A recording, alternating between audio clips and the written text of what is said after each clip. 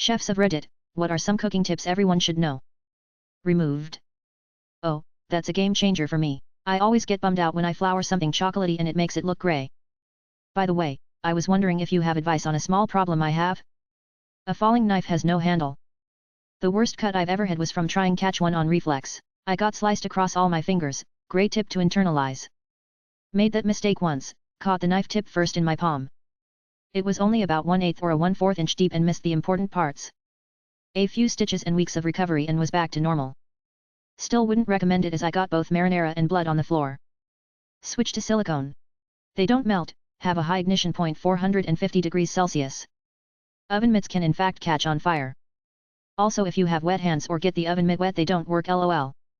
And oh god don't use it if they got wet. 2 things for beginners. First, taste as you cook.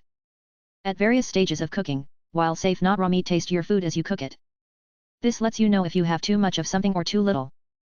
It also helps you develop your palate for what different seasonings do. Second, if you're just starting out and don't know which spices to buy, pick a specific cuisine you like. Are you a fan of Italian food? Focus only on Italian recipes for a while. Most use similar herbs and spices because the cuisine of the area used what they had available to them.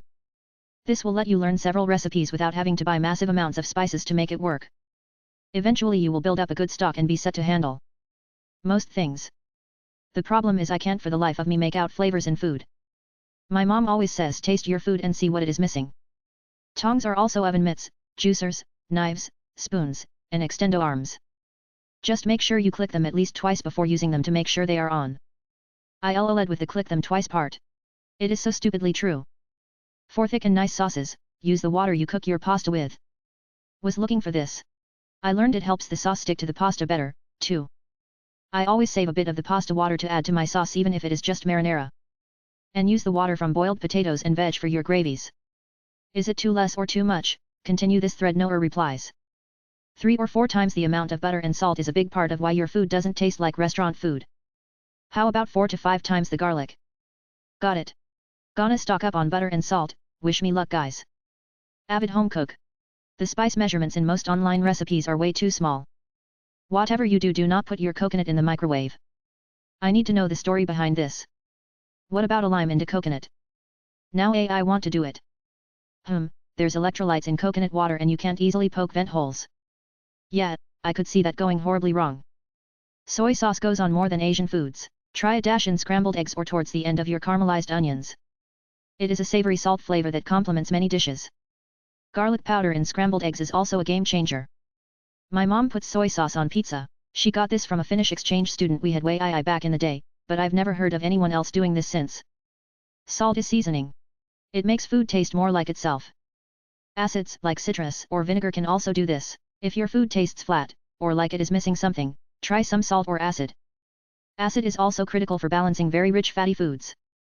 The reason Americans love tomato ketchup so much is the fact that it adds acid and salt to their food. Adding a bit of heat like a pinch of cayenne can also accentuate the flavor of a dish.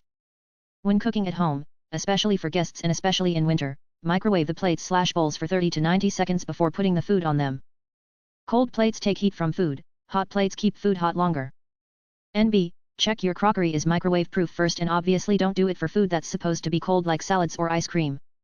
Or keep them in the oven at 170 until ready to serve. If they're not microwave proof you can also run dishes under hot water in the sink for a few minutes. Dry them off and plop your food on them.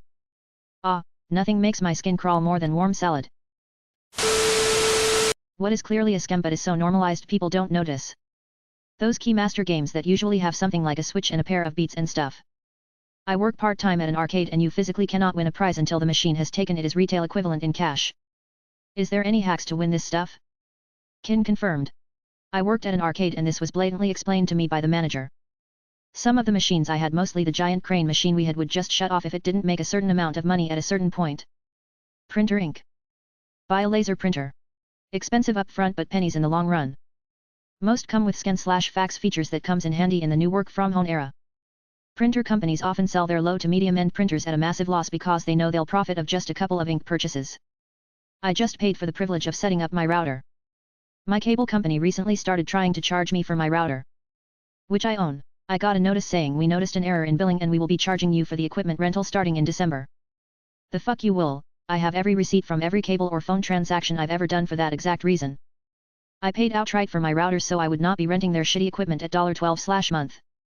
Now they want to charge me for my own property. After receiving that notice I hopped right on to customer service to get it resolved, and they directed me to their loyalty department because they could best handle it over there. I cut off the conversation and just cancelled my service. Cable companies are pure scum. Who and for what routers so the rest of us can stay the hell away from them? Oh geez, me too. I had never run into that before. Bottled water, like Dasani, especially in places like an amusement park that markups the price a shocking amount. Also the average markup of bottled water is 4,000%, which is fucking outrageous. BC water is literally free most places. I'm fuzzy on the details but Warped Tour got in a lot of legal trouble here in Canada because of water. They were in the habit of taking any water bottles or drinks from you when they checked your bag at the gate. Then you get inside and everything costs money. The energy drinks and pop cost less than the water, so most people would buy those instead. One woman bought energy drinks all day because it was a hot summer day, and she wanted to save money for merch. She had a heart attack and died. Now they aren't allowed to confiscate water at the gate. Not to mention the environmental impact of bottled water. They'll put some slogan or story about their eco-friendliness on the bottle, but we all know everyone's just throwing them into the regular garbage.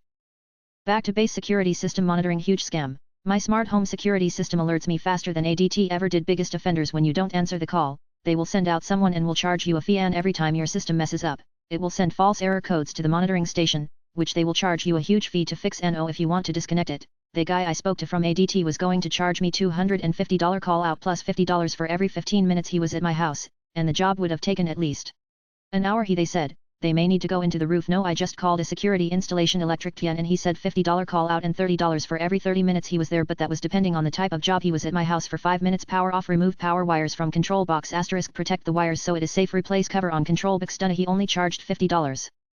Compared to ADT's service, which would have cost about $450 *. ADT hardwired it into our power system without telling us what circuit they plugged into. Basically one flip of a switch outside and the system turns off. Edit. Jesus Christ, 1000 upvotes. I guess people really don't like ADT or those companies. I work at an insurance CO.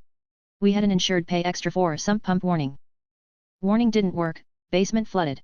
ADT said, oh well, our contract says that's not our fault. Why pay for a feature when there are no consequence to the company for failing to provide said feature? We in my childhood neighborhood were all done with it when a woman got raped and murdered in her own home a few blocks away, and ADT didn't even send a signal to the police for help. She'd had their service for 10 years and never missed a payment. A neighbor found her body 3 days after the event. As an electrician apprentice, holy fucking shit, that's scarily easy to make seem like nothing is wrong with your house. You'd think that bitch would be Rubik's cubed all throughout the box to guarantee power to it. Might as well label the breaker as robbers get out of jail free switch, lol. I like how they say $50 per 15 minutes to make it sound less insane than the actual $200/HR. ATM fees and low interest savings accounts. Edit. I know times are tough y'all, but as someone who works in the financial industry, if you don't already have a high-yield savings account for your liquid funds, I strongly recommend it. Ally, Cap One, Amex all offer decent rates for what it is. Earning a few dollars in interest is way better than the pennies your big national bank is paying you. Edit 2, I'm typing something up for y'all. A user mentioned below me stocks. It's a great idea for funds you're not going to be expecting to use for the next 6 months to a year. Time in the market is essential. You don't want to attempt to become a day trader. Index funds and mutual funds are your friends. Those portfolios typically track a certain aspect of the market and average out your returns. It's fun to pick individual shares of companies you know, but that's something you really have to sit down and weigh the pros and cons on. Always do your own due diligence, and this is not even considering taxes. Payday loans.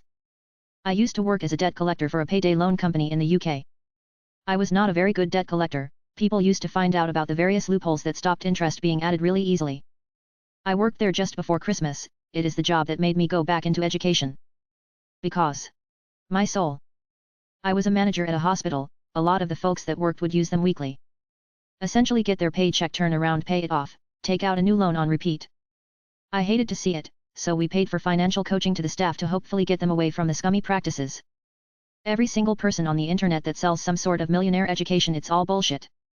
Every single one of them. They are all fucking liars. Most of them are not even rich to begin with.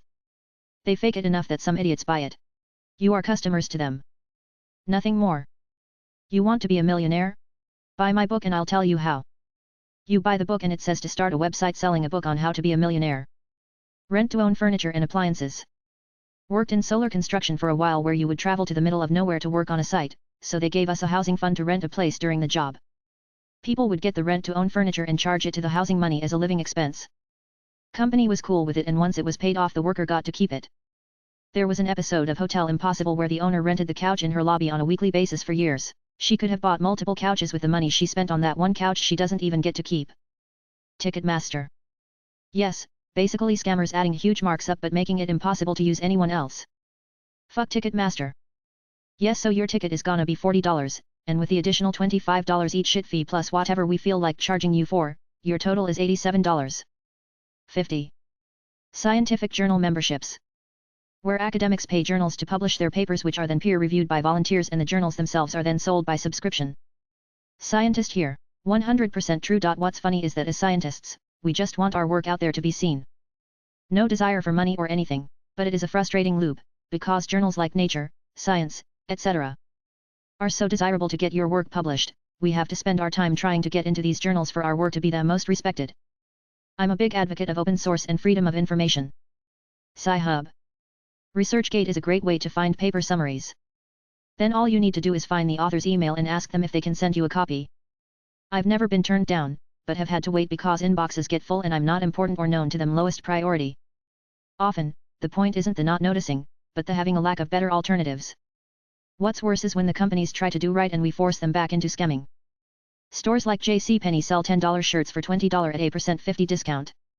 They also inflate the price of belts, wallets, and underwear but then lower the price of pants.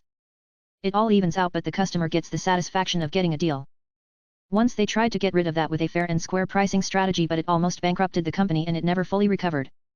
People don't want to buy cheap stuff, they want to buy expensive stuff at a discount so they feel like they're getting a bargain. Fuck.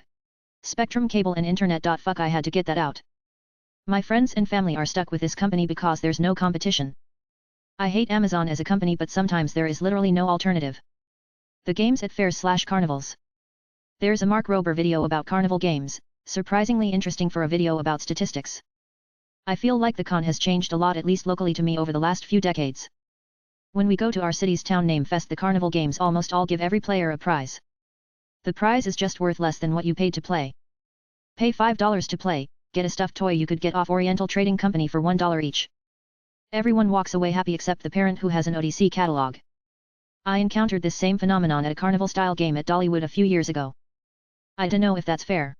In general, they're just a little too hard to win casually. Watch a carnival worker throw 8/10 of those rings and get them to stay on the bowling pins or W/E. They're not generally cheating when they do that.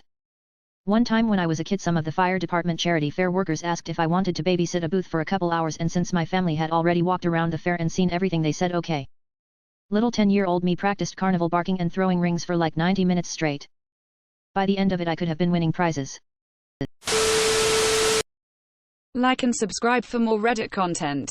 Watch the next video at the top of your screen.